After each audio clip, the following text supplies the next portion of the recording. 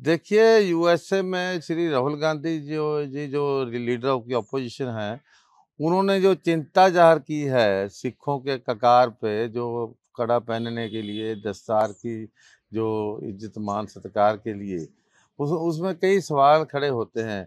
जहाँ तक तो हम ये भी कह सकते हैं देर आए दुरुस्त आए, क्योंकि बहुत देर पहले जब कांग्रेस का राज था यहाँ देश में, जो सिखों की दस्तार का अपमान हुआ, ककारों का अपमान हुआ, तो उस समय जो हमारे लोगों को तशद्दुद भी हुआ, उनको फेक इनकाउंटर भी बनाए गए।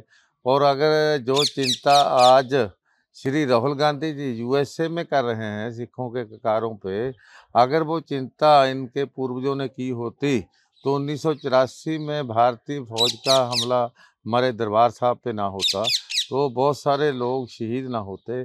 और हमारे जैसे लोगों को, जिन्होंने फेक इनकाउंटर का विरोध किया था वीरों के समय, उन पे तशद्दुद ना होता, उनमें उनको जेलों में ना जाना पड़ता। और आज अगर उन्होंने चिंता ज़ाहिर की है, तो हम कह सकते हैं देर आए दुरुस्त आए।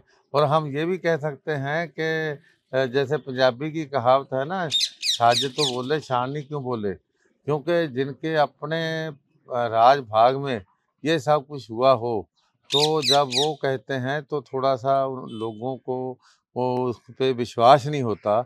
इसको ऐसा लगता है शायद ये पॉलिटिक्स के लिए करते हैं।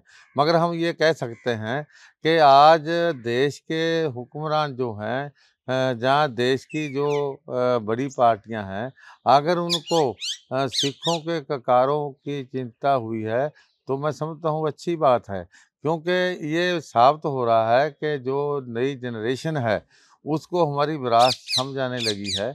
उनको मालूम होने लगा है कि अगर दस्तार ना होती, तो इस देश की सरहद जो है, दिल्ली के पार गुड़गांव तक होनी थी। और ये दस्तार ना होती तो दिल्ली हमारे पास नहीं होना था। अगर दस्तार ना होती, तो आज इस देश का हुलिया और होना था।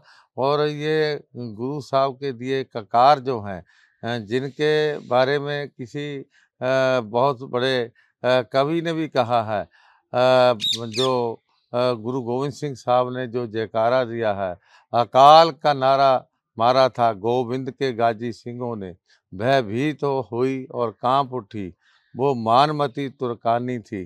पंजाब के बेले शाहद हैं जिनमें लटकी हुई लीरें, उस भाग रहे दुरानी की सलवार जहां उलझानी थी। जो गजनी वर्गे लोग देश को लूट कर ले जाते थे, उनको अगर किसी ने भगाया बुझाया यहाँ से दूर भेजा, तो सिखों ने भेजा। तो अगर हमारा इतिहास, हमारी कुर्बानी आज हमारे हुक्मरानों को दिखाई दे रही है, तो मैं समझता हूँ कि अच्छी बात है। और ये कहने की बात नहीं है, इस पे अमल करने की ज़रूरत है। सर, जो बीजेपी के आगू हैं, देखते हो सभी को। देखिए, अगर प्रधानमंत्री जी कहते हैं कि वो सिखों को प्यार करते हैं, अच्छी बात है। ये तो सच है कि माननीय प्रधानमंत्री मोदी साहब के समय जो ये 1984 के कातिल थे, सज्जन कुमार जैसे, उनके केस रीओपन हुए, वो जेलों में गए, तो ये तो बहुत बड़ी प्राप्ति है। अगर करतारपुर साहब का लांघा खोला गया, ये भी बहुत बड़ी प्राप्ति हम कह सकते हैं। ये तो सच है कि जो ब्लैक लिस्ट बड़ी देर से कांग्रेस के राज के समय बनी हुई थी, वो स्क्रैप की गई, वो भी बहुत बड़ी प्राप्ति है। इसमें तो कोई झूठ नहीं है कि जो कुछ बातें माननीय नरेंद्र भाई मोदी जी ने की, उसको तो हम इग्नोर नहीं कर सकते। मगर हम ये ज़रूर चाहते हैं कि जो मान-सम्मान हमें मिलना चाहिए, या ये कह सकते हैं कि जो विक्टिमाइज़ेशन नहीं होनी चाहिए, डिस्क्रिमिनेशन नहीं होना चाहिए। जैसे हमारे बंदी सिख भाई हैं, बहुत देर से जेलों में बैठे हैं। जो सज़ा सुनाई थी अदालतों ने, वो पूरी कर चुके हैं। उसके बावजूद उनको नहीं रिहाई की जाती उनकी। तो ऐसे कुछ मामले अभी भी हमारे लटक रहे हैं। भाई राजोआणे के मामले में उनकी फांसी की सज़ा को उम्र कैद में तब्दील करने का नोटिफ़िकेशन किया, मगर उसको इम्प्लीमेंट नहीं किया। किसानों के साथ बात हुई, वो बात जो है मानी गई, पर अगर उस पे अमल नहीं हुआ। तो कुछ बातें ऐसी अभी हैं जो उन्होंने अच्छी बात की है मोदी साहब ने, तो उसको तो हम प्रेज़ करते हैं, उसको हम अच्छा गिनते हैं। मगर जो रहती हैं तो वो भी होना चाहिए। और जहाँ-जहाँ भी कहीं दस्तार का मामला आता है, ककारों का मामला आता है, उसको सख्ती से लेना चाहिए। जैसे कंगना जी जैसे लोगों ने हमारे इमरजेंसी जो फ़िल्म उन्होंने बनाई, उसपे हमारे बहुत महान शिक्षितों का जो गलत अक्स पेश किया, उसका नोट्स लेना बनता था।